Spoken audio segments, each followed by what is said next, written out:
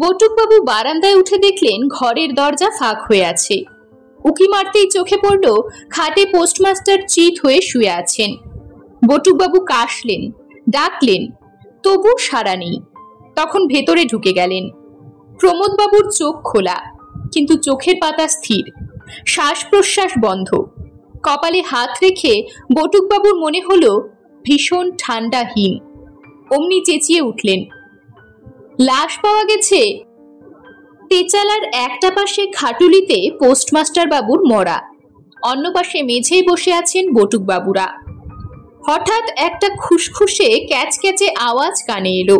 তারপর বিদ্যুৎ চমকাতেই বটুকবাবু দেখলেন কে একজন তেচালা থেকে নেমে গেল। বটুকবাবু বললেন, কে রে? কোনো সাড়া এলো না। স্বপন বলল, আমার কেমন যেন খটকা লাগছে। ভল্টু, আয় তো। দুজন খাটুলির কাছে গেল। ভল্টু দেশলাই জ্বালল। অমনি চমকে উঠল ওরা। চমকালেন বটুকবাবুও। খাটুলি শূন্য, মরা নেই।